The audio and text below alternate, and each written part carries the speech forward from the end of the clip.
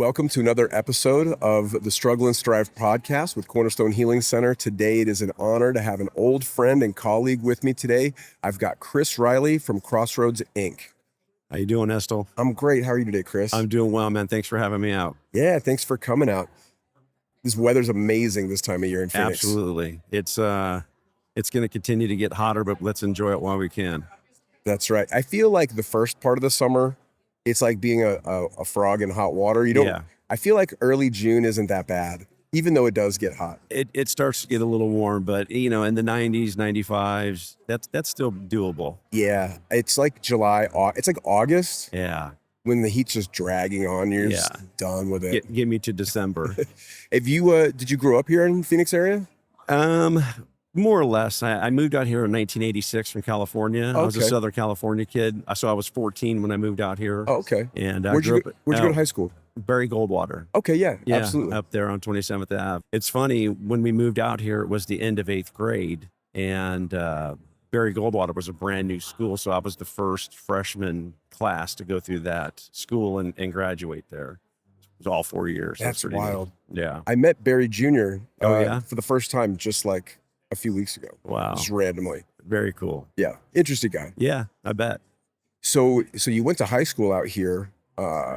You're in recovery, so I'd love to talk a little bit about some of that. Okay. So you did spend your adolescence out here. Yeah. What did drugs and alcohol look like for you? How did that start? Yeah, so it really started out here probably about the age of 15.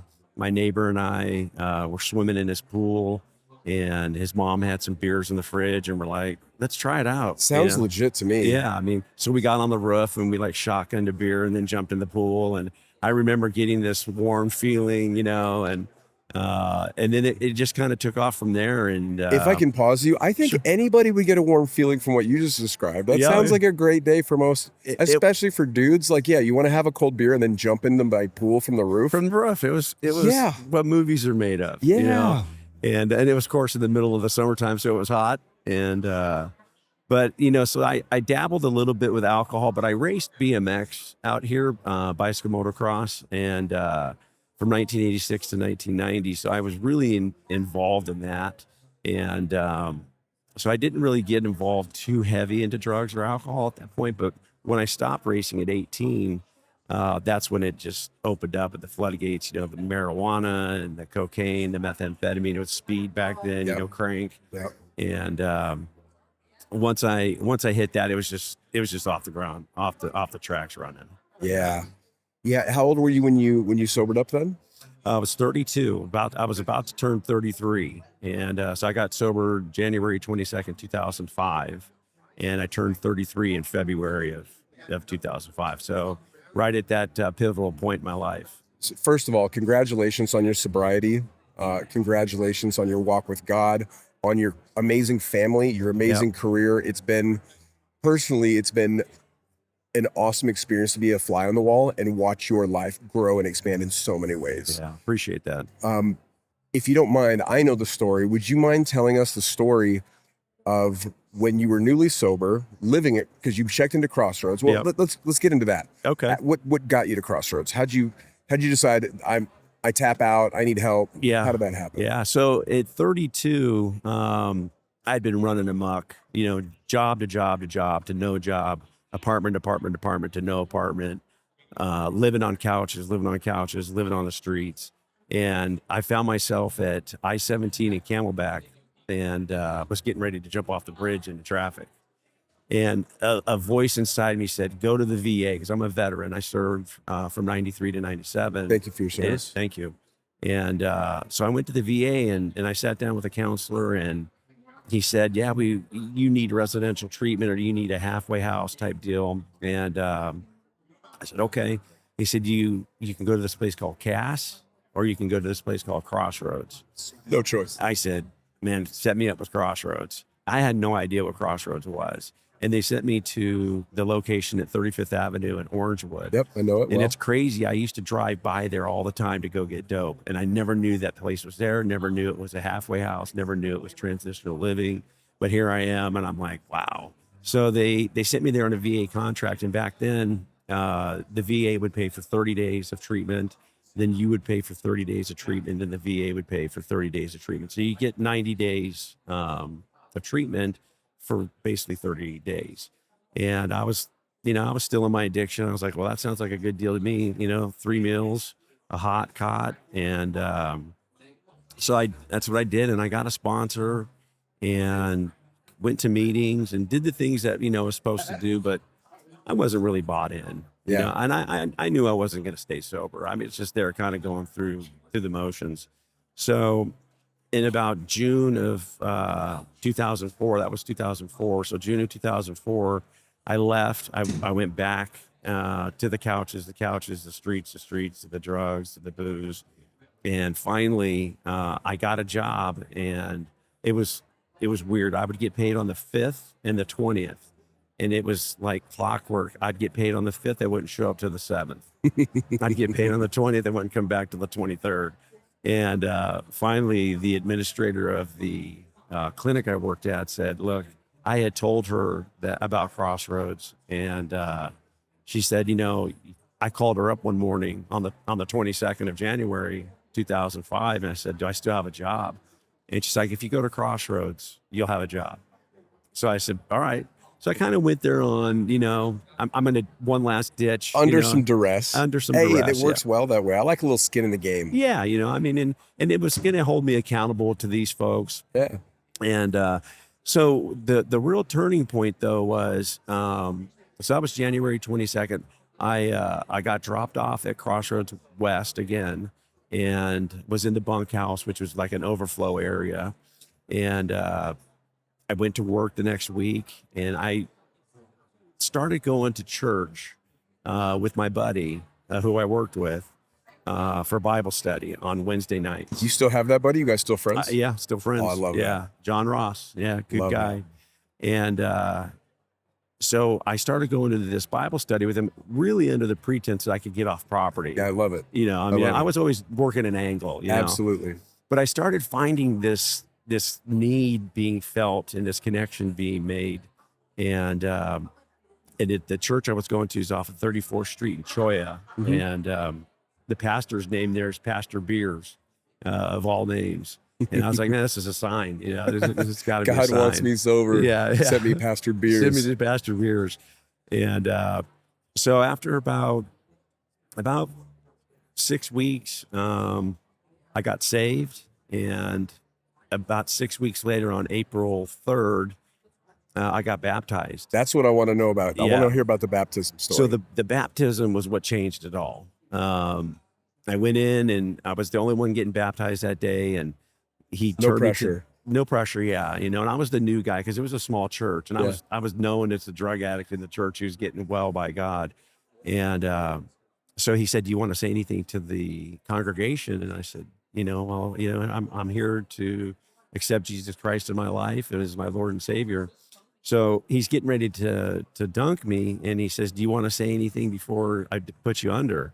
I said, yeah. I said, just when you put me under, hold me down there for a little longer than you normally would somebody. And when he did, I said, please remove the obsession of alcohol and drugs from my soul. And when I came up out of that water, it was night and day. It was gone. It's been gone since that day. April 3rd of 2005 was the resurrection day. Let's go. That was my sobriety date's 1/22/05, but April 3rd, 2005 is when everything changed. Like, I went that day back to Crossroads, fired my sponsor because the week prior I said we had to get our cards signed, our meeting cards. Yeah. And he's filling out my card. He's like, well, what step are you on? I was like, hey, what do you mean what step am I on, dude? If you don't know what step I'm on, that's a problem. You're my sponsor. So I went back, fired him, got a new sponsor, a guy who was full of fire and brimstone. Love it. And he told me everything I didn't want to hear about myself. Spicy. Spicy guy. Mark Ross. I don't know if you ever knew Mark. I don't think I do. Yeah, just a great guy. He'd give me assignments, and I'd write things out that I thought he wanted to hear, and he'd just shred them and throw them away. And this isn't what I want to hear. I love it. And you've got a reputation for being that way. Yeah, well, I learned it from him. I'll blame him. But it changed, and from that point forward, I've been a member of our church, Cornerstone Christian Center, out in Avondale, Arizona. I stayed at Crossroads for 16 months. Yes. It was a transitional living facility back then, so you could stay a little bit longer. Yeah. We didn't have like traditional treatment there. It was based 12-step based. And I finally one day I was teaching relapse prevention and back to basics at the West Campus and doing some volunteer work. I for love that back to Crossroads. basics Yeah. workshop, by the way. It was great. I went through it a couple times over the Yeah, years. it's fantastic. And I went to Lee Piasky, who was the executive director at the time, and I said, "Man, I want a job here." And I didn't know what I was doing. I just wanted to help other addicts and alcoholics. I Sure. wanted to help them get sober. I had no idea what behavioral health was. I had no idea what substance abuse treatment was because I had never been through treatment. I had been through the transitional living facility portion. And he's like, "All right, well, call me every Wednesday and we'll see if we can get you a job." So a year later, after calling every Wednesday, he's like, "Are you ready?" And I said, "Yeah, I'm ready." And what had happened is St. Luke's Health Initiatives had granted Crossroads $150,000 to run a meth pilot program for 5 candidates to go through 21 days of treatment, of actual treatment. And they would track the results and give us data and analytics and those types of things. And Was that like the first iteration of Right Track? that's what Right Track is. Got yeah, it. Yeah. Right Track was born from, it was called the meth pilot program. And so I started teaching that class. Wait, slow down. It was called the meth pilot program. It was. That's like what for we called it. methamphetamine. It was strictly for methamphetamine. I didn't Yeah. realize that. Yeah. And then we opened it up after it was a 2-year contract with St. Luke's Health Initiatives. Put that copper pipe down. I have a program for you. Yeah. Put that glass pipe down. Yeah. Stop stealing stuff. Come Yeah. here. Stop stealing things. But yeah. And we had it tracked by an analyst named BJ Tatro. And we would do UAs and treatment programs or treatment plans, discharge planning in 21 days. And basically, they got to sleep for the first 3 days. They had to do an autobiography within the first 3 days. But for methamphetamine addicts, sleep was super important. And cereal. Yeah. And cereal. Sleep, And- cereal, milk. That's detox. Absolutely. And the old Crossroads way wasn't working for meth addicts. Come here, get a job, start paying your rent within 3 days. That wasn't working. Yeah. And so we got this grant. We put together this program, and it took off like wildfire. And for 2 years, we were just rotating people in and out, and some of those people are still sober today. Yeah. Some of them are still out there. They used to nickname themselves the methylators, and there's still some So funny. methylators out there. I probably know one or two of them. I'm sure you do.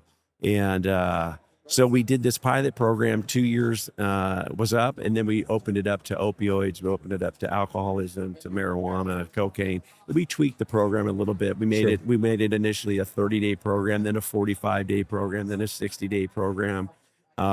We found that doing 60 days of treatment really benefited the clients. Having to get out and go to work and focus on there's a lot to be said about going out and working for a month, getting your first paycheck, being a newly recovered drug addict, and then coming in and giving your money to Crossroads. You're either going to do it or you're not going to do it. And most of the time they weren't going to do it. And That's a big ask. But when you do that, you're investing in your recovery. Yeah. And we were seeing just an incredible amount. There was like the analytics that we had done. There was like a 75% success rate, which was just unheard of. Yeah. So we took that, we made it into this program that was available to all people with all drug addictions. And in 2013, everything changed. DHS, the Department of Health Services, went away with the transitional living facility licensing. You had to become a treatment center, a BRF, a behavioral health residential facility, or not be licensed. And some of our contracts that we had with the Veterans Administration, with the U.S. Pretrial Probation Department, Yep. you had to have a license to be contracted with those entities. So we became a treatment center.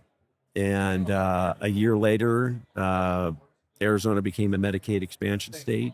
So what that meant was that people on Medicaid that have substance use disorder diagnosis could get treatment, and Medicaid would pay for it. Yeah. Game changer. A complete game changer. At that time, we had 5 facilities, and we were housing about 225 people. And we call those the original 5 facilities: Crossroads East, Crossroads West, Midtown, Flower, and Arcadia. Yep.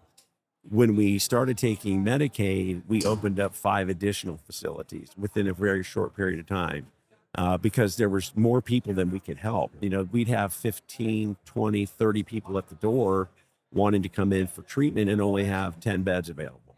And we weren't doing a service to those men and women. So we started opening up. We first opened up Red Mountain, which is out in Mesa. Then we opened up the extension facility with its first medical clinic. Yeah, well, I'm just encouraged that Crossroads, A, has been around for so long. Yeah. B, does so much good that's needed in our community. And C, I couldn't be more tickled that one of my close friends that I got sober with, a gazillion years ago is at the helm. Yeah. I am absolutely blown away with the stuff that you guys do there, and blown away with that I'm buddies with the guy that runs the place. Well, I appreciate that. And it's, you and I have the same mentality. It's not where they get sober, it's do they get sober? Mm-hmm. And I mean, if we can it's about collaboration, not competition. 1,000%. Yeah. And I think you and I have got a great relationship, both working and personal, for a long time. 100%. And I remember meeting you over at East for the men's Tuesday night stag. Yep. And it's been a great relationship, man. Yeah. And I appreciate you.